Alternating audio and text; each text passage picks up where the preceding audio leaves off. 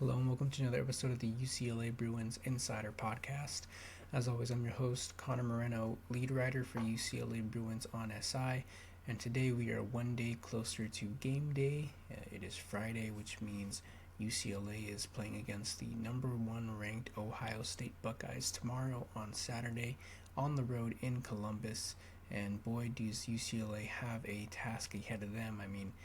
I don't know how much more there really is to play for. UCLA is already at 6 losses, so that kind of unspoken goal, it was an unspoken goal, obviously. Anyone wants to kind of make a bowl game. I think that's the baseline goal for basically any team in college football, but specifically for UCLA. Improving on last season's 5-7 record means that the baseline goal for this season was going 6-6 and getting bowl eligibility. UCLA is already 3-6 with a pretty daunting schedule ahead, which starts with the Buckeyes. So it's not really looking likely right now. Earlier last week, before the Nebraska loss, Tim Skipper was talking about how that it is a goal to make a bowl game, but it's kind of the elephant in the room. They weren't necessarily talking about it much, especially when they start 0-4. There's not really going to be much of an opportunity to turn around and make a bowl game. But with Tim Skipper, UCLA, Tim Skipper kind of reignited the program for at least 3 weeks. Then they lost to Indiana, and then they lost to Nebraska, which was their sixth loss. And now they have a 0.1% chance of winning out and making a bowl game according to ESPN's Football Power Index. So not really much to play for, but that doesn't mean that Tim Skipper isn't, firing his guys up and getting them ready to play against Ohio State, because that's what he does. No matter who the opponent is, no matter what the odds are, Tim Skipper's going to go ahead and, get them ready to play. So just like he does every week, he spoke to the media, kind of gave his preview on Ohio State. We're going to do things a little bit different today. I thought we would go through what Tim Skipper said and then go through a little bit of some stats that we kind of compiled going into the game. Without further ado, let's go ahead and get it. On Monday, he shared his kind of early thoughts on Ohio State. I'm just going to read his quote. He said, "I'll say this, they have a lot of big-time players, and the most impressive thing is they're playing complementary football and playing as a team." It's good to see that can still happen. Their offense, defense, special teams, it's all tied into each other. The offense is ball controlling and getting the defense off the field. The defense is getting the ball back for the offense. And the special teams is getting out there and making a difference. It's good just to see team ball happening. We'll have to have a good plan. We'll go up there. We'll have to be ready to go. It's going to take everybody on the trip, every single person, whether you're playing or coaching, to come up with a good plan. And by the time kickoff hits, to be ready to go. I will say that Saturday's clash against Ohio State isn't the first of its kind for UCLA this season. I kind of mentioned it earlier. They did go on the road to play against number 2 Indiana, which, if Ohio State isn't the outright best team in college football, then Indiana is right there behind them, and they played them on the road. It was a punch in the mouth. They lost 56-6.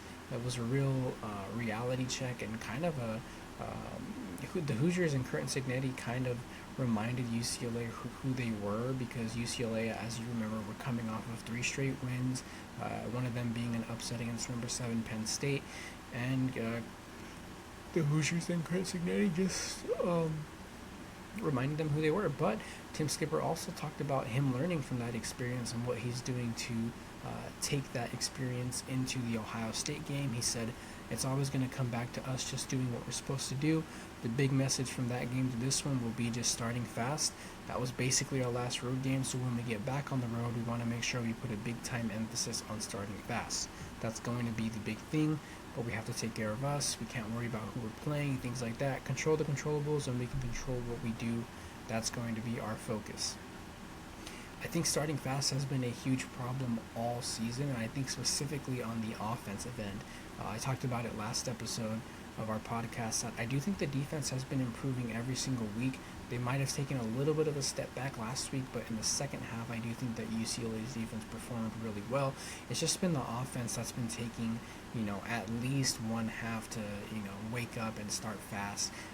Every single game except for that Penn State game and Michigan State game, UCLA has struggled offensively, and when you're going against a team like Ohio State, that's probably going to happen too. Excuse me, I'm recording this pretty late at night, but with that being said, I think we should go ahead and get into some stats that we had. I write a weekly kind of stat breakdown of every UCLA opponent, so I thought we should get into that real quick. Just some team statistics real quick. Through 9 games, Ohio State's averaging 36.3 points per game. That means they've scored 327 points on 42 total touchdowns, one of the best offenses in college football. Ohio State, they have 210 total touchdowns this season, 80 of them rushing, 122 of them passing, which is the biggest number I've seen that I've been doing this season. They're 54 for 96 on third down, and they're only 7 for 10 on fourth down. That means third down is 56.25% and 70% conversion rate on fourth down. Through the air, they're 210 for 261 passing, most of them being on Julian Sand. We'll get to him in a minute, but they've thrown for 2,577 yards. That's 9.9 yards per pass. It's 286.3 yards per game, and they've thrown 25 touchdowns and just 4 interceptions. On the ground, though, they're just as lethal, I'd argue. 1,396 rushing yards on just 307 attempts. That's 4.5 per rush, but they do also average 155.1 rushing yards per game, and they have 16 rushing touchdowns.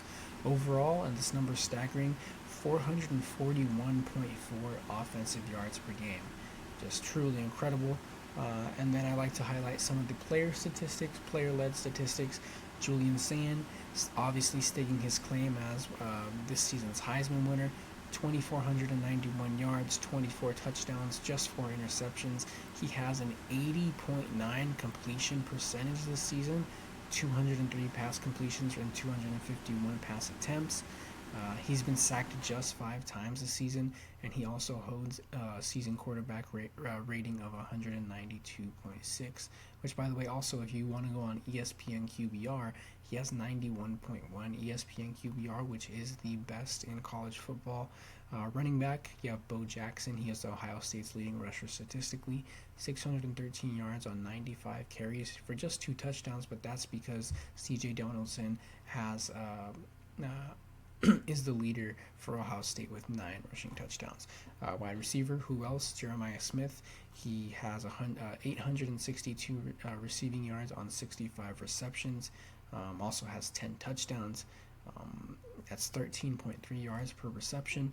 And then if we move on to the defense, a lot of pretty good defenders and impactful defenders statistically.